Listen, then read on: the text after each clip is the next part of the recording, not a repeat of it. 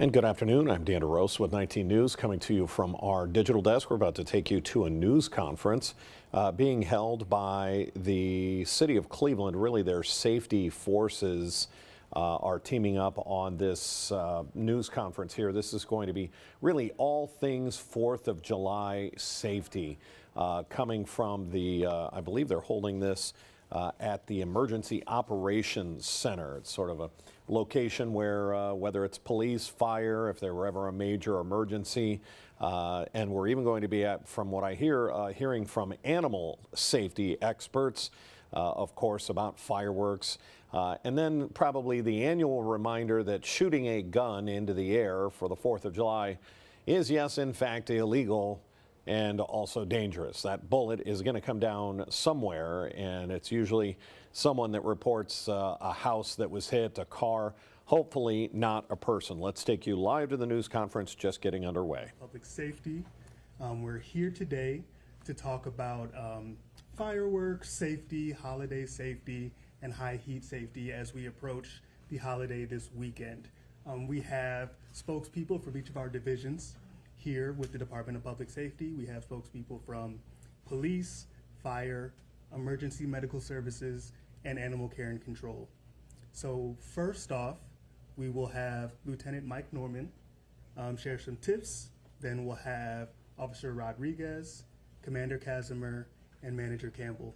So Lieutenant, you would take it over. And before you guys get started, if I may ask each of you to repeat your names, spell them for us, and tell us who you Sure. work with. That would be great. Can you spell your name? Yep. So I'll start here just so we all have it. It is Jamil, Jamil, Hairston, Hairston, and I am the Public Relations Specialist for the Department of Public Safety. Lieutenant Norman. Thanks, Jamil. I'm Lieutenant Mike Norman, Mikenorman. I'm the Public Information Officer for the Cleveland Division of Fire. From a safety aspect for the Cleveland Division of Fire, we want to encourage people to not play with fireworks. Fireworks are too dangerous. Leave the fireworks to the professionals. We're going to see an increase in fires on the 4th of July. We always do. And almost half of those fires will be caused by fireworks. So we want people to take it very seriously and not play with fireworks on the 4th of July. Even sparklers. Sparklers burn at 1,800 to 2,000 degrees. It's twice the temperature of a burning log, and yet people will hand those sparklers to children. We're going to see burn injuries. We're going to see eye injuries. These can all be avoided by not playing with fireworks. And make sure that you're keeping your eye on children, even if you go to the events that we have around the city to celebrate the 4th of July. And keep our combat veterans and pets in mind as well. Celebrate the 4th of July on the 4th of July. Our combat veterans, it can be very stressful for them to have those explosions going off, so we encourage people to celebrate the 4th of July on the 4th of July. Now, grill safety, that's another source of fires that we're going to see over the weekend. With your grill, you want to make sure that it has space around it, 3 feet around the grill, and you don't want that grill on the porch or underneath any overhang. Make sure that that grill has space. If it's a gas grill, you want to light that with the lid open, and make sure that the propane is turned off at the bottle when you're done grilling.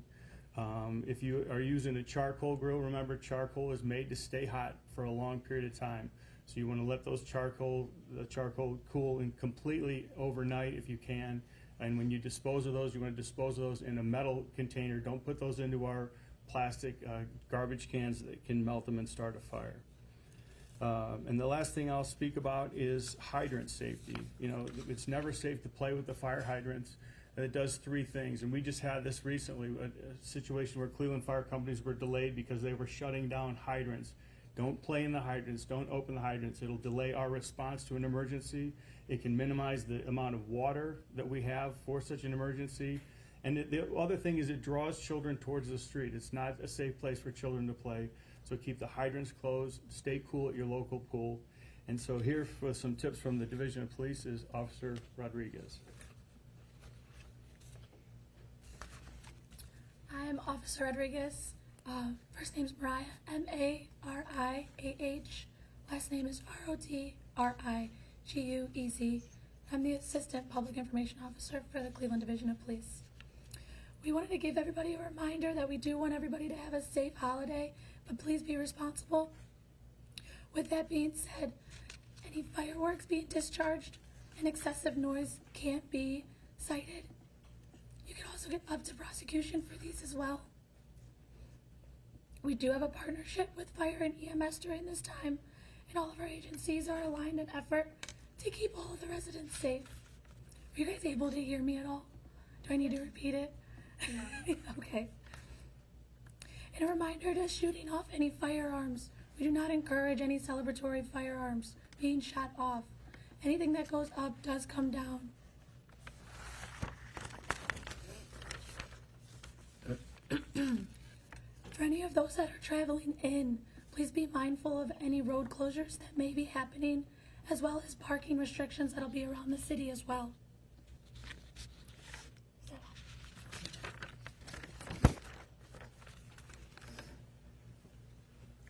Good afternoon. I am Commander Ellen Kazmer, ELLEN KAZIMER. I am the PIO with the Division of Cleveland EMS. I wanted to touch on two things, if I could, two subjects. So first, let's go with the fireworks. Fireworks are a preventable injury. We want to think burns, as Lieutenant Norman talked about sparklers. You can have a simple burn up to your most severe burn. Eye injury, loss of hearing, loss of limb, unfortunately. You can have traumatic amputations. And it's not just for the people shooting off the fireworks, it's also for the folks that are there. The neighborhood kids, maybe family, friends who have gathered. So you want to be mindful, it's not just yourself who's setting them off that you need to be careful about. And then also I wanted to mention too our veterans. Veterans, those who suffer from PTSD, it's pretty traumatic for them. Those loud concussions and the visual disturbances can really set off their PTSD symptoms. And then the other thing I wanted to go to on the verge of maybe some of this heat breaking, right? It's been awfully hot. So we have a lot of heat emergencies that occur. And our elderly, young children, those who work outside, and those with chronic medical conditions are most susceptible. 3 stages to be just aware of. Your first is heat cramps, which are going to be just that, intense cramps. You want to get those people inside to a cool environment, hydrate and rest. And heat exhaustion, a little more severe, you've got some dizziness, possible you're going to be excessively sweaty. You're going to know that something is not right. Those folks, I would like you to take them inside, start actively cooling them. That could be a shower, could be wet, cool towels, back of the neck, cool the core. And then lastly is heat stroke, which is the most serious and life-threatening. You're going to have altered mental status. There's going to be some confusion. Your skin's not going to be sweaty. It's going to be hot, red, dry, some nausea, vomiting is possible. And those people, I want you to start cooling them immediately and then seek immediate medical attention with them. So those are just a few things I wanted to touch on with the medical aspect of the heat and the fireworks that are coming up. And everyone have a safe and happy 4th of July. I want to introduce Manager Bruce Campbell next, Animal Control. Thank you. Good afternoon. My name is Bruce Campbell, B-R-U-C-E, Campbell, C-A-M-P-B-E-L-L. I'm the Division Manager of Animal Care and Control for the City of Cleveland. Here to give a few tips on pets. Pets are such an integral part of our family. I know in my house we look at our pets as family members, so we encourage you all to be very mindful of the warmer weather.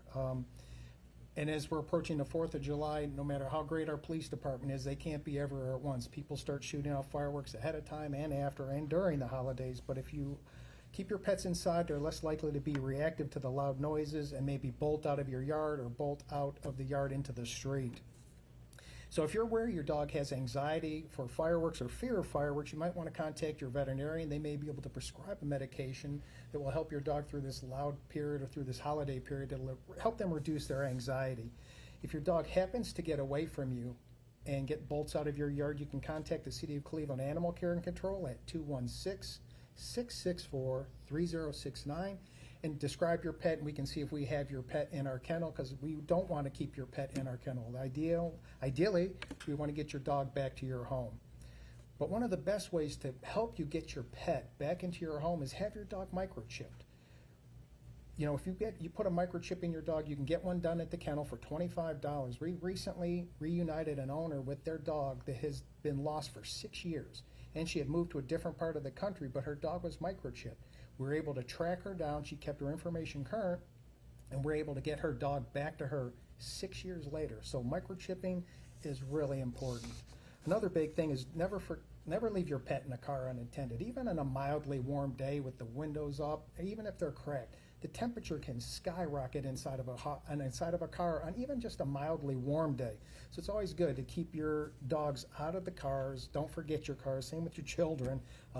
You know, and on extremely hot days, I think it's important to just really keep your dogs indoors. If there's a heat advisory from the National Weather Service, you need to keep your dogs indoors. That's an ordinance in the city of Cleveland. So when there's a heat advisory out, you really need to keep your dogs indoors. If you're tethering your dog outside, make sure they have some shade access, some fresh water available to them all the time. It's really important. So don't let your dog linger outside too long. And now a lot of people like to walk their dogs. They're off work. It's a holiday weekend. If you're going to walk your dog and it's really hot out, a good test is to put your hand on the concrete or the asphalt. If it's too hot for your hand, it's definitely going to be too hot for your dog's paws.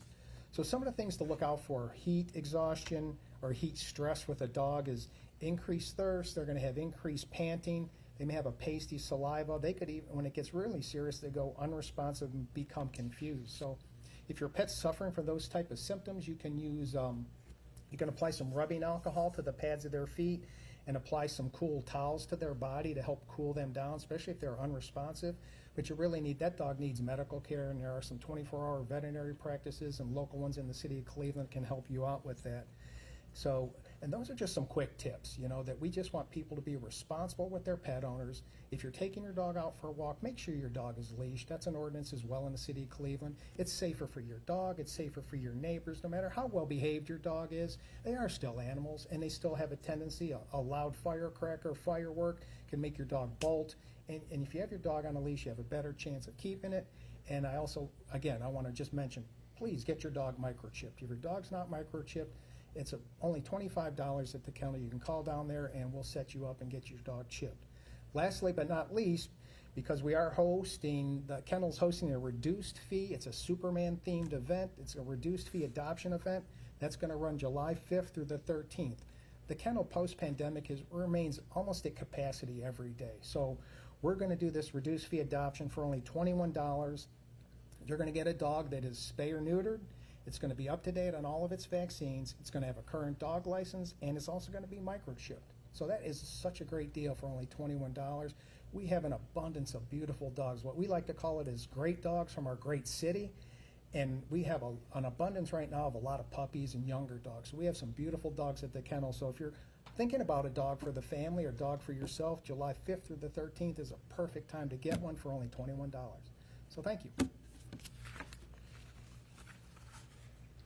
All right, at this time, we'll open it up for questions. Also, just if you require any additional information that we can't provide for you right now, I'm happy to facilitate any follow-up on behalf of the Department of Public Safety. Yes. Perhaps best for Officer Rodriguez or for Commander Casimir, but I know that July 4th weekend, just across all cities, all times, typically tends to see higher rates of gun violence or violence in general. What are some of the steps that city officials are taking either to respond to these things, to diffuse these things before they get out of hand?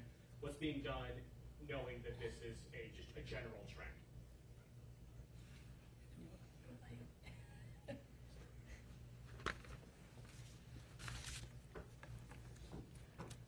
Has it been a general trend? You know what, I'm so sorry, but this is never been done, so I don't mean to be rude at all. No, you're fine. If somebody I else needs figured to it answer wasn't that gonna question, I work. swear I'm not being rude. No, you're fine. I would rather you say Yeah, something it's than very have her have to hard. struggle through it. Obviously, I can speak for EMS, and that is, we're at our staffing capacity and prepared to deal with some long, warm days. We've got an event that's unit that will be down at Edgewater because traditionally that's where crowds are, but the city's just going to be busy all over. So we're just preparing for an extra busy time. We have extra busy times, New Year's Eve and other things. So just gearing up and make sure everyone is just prepared for the day to come. Is there something you want to convey about? I'm sure that police are doing the same thing. Yep. Yeah, I can jump in very briefly.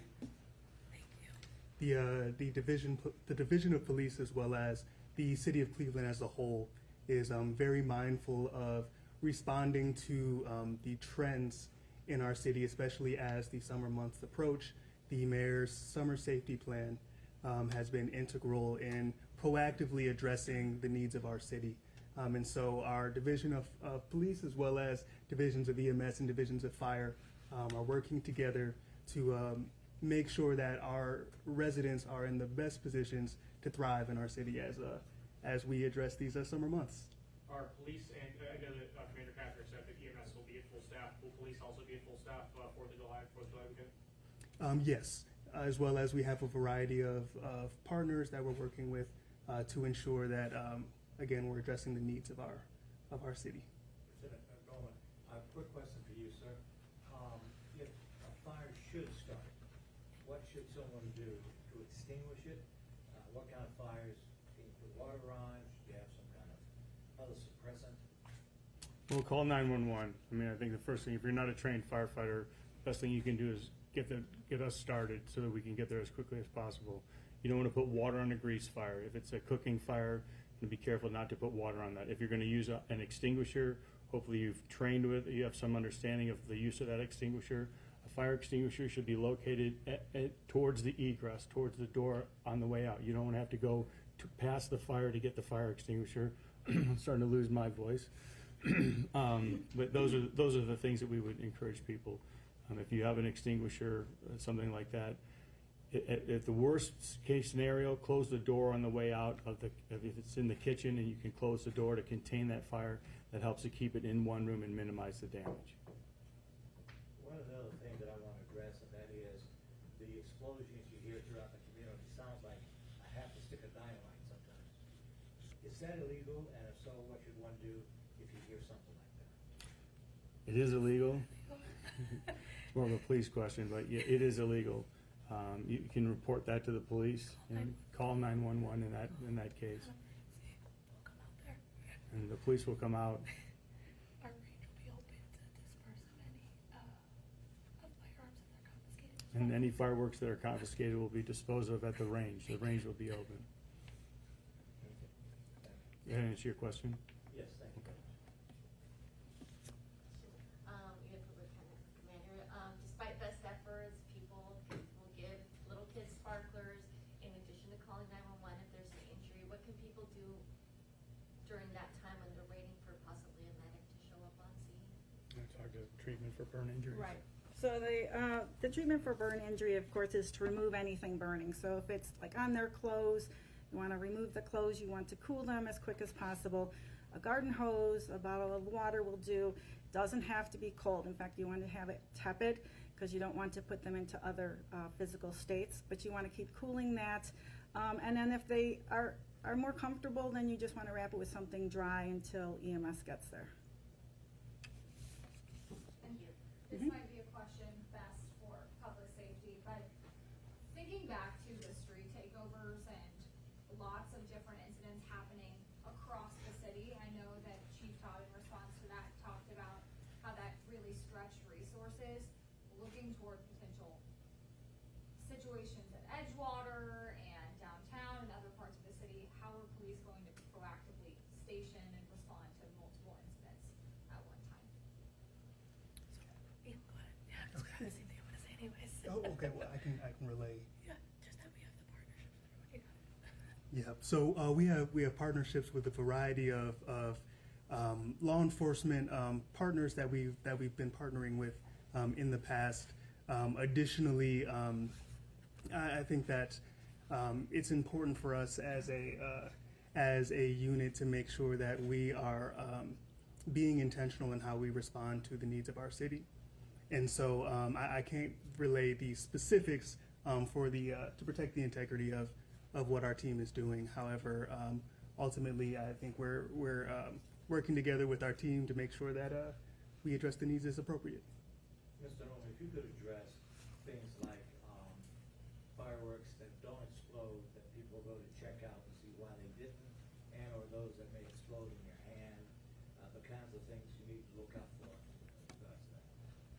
Well, that one thing that you want to make sure of, if someone was blowing off fireworks in your neighborhood, to make sure that there aren't some leftovers that have very short fuses on them. If those get in the hands of children, those could be very dangerous. You know, you mentioned traumatic injuries. We've seen them. I mean, as a young fireman, I crawled around a basement looking for a boy's fingers.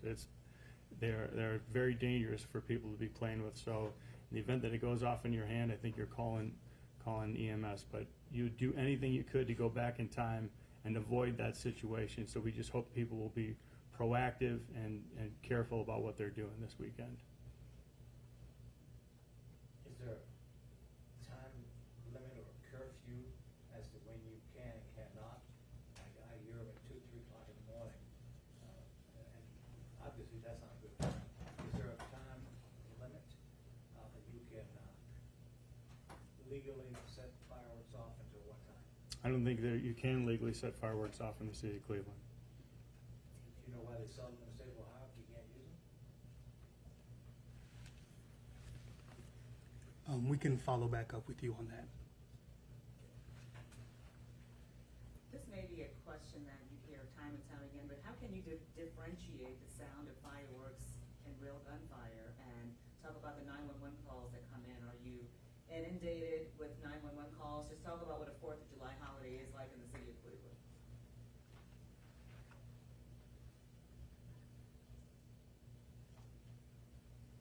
And could you repeat that question one more time if you want to?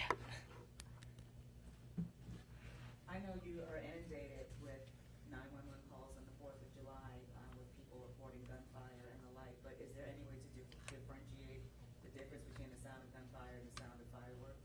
And what should people do if they are hearing it, you know, overnight hours? Concerned about pets, concerned about neighbors. I'm sorry. I'm just gonna relay it over, yeah. Okay.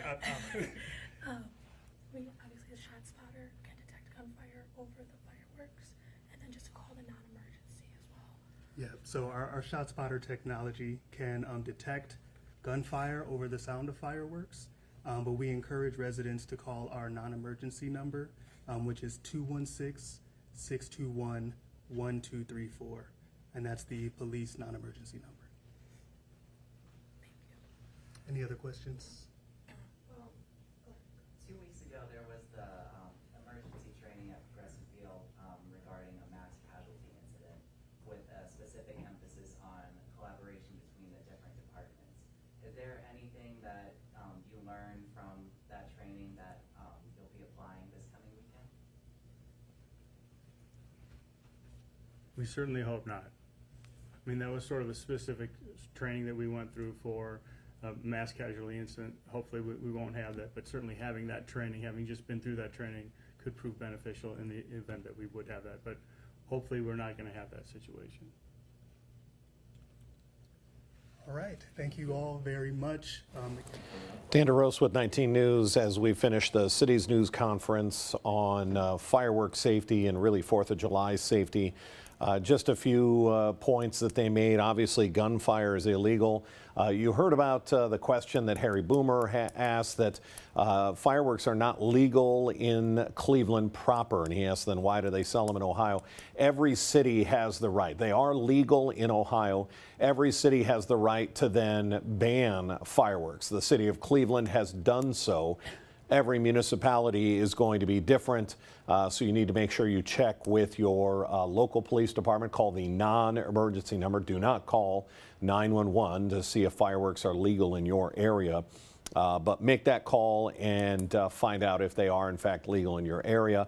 Interesting that ShotSpotter, that's the devices around town that can pick up gunshots, report it to dispatchers, they send police.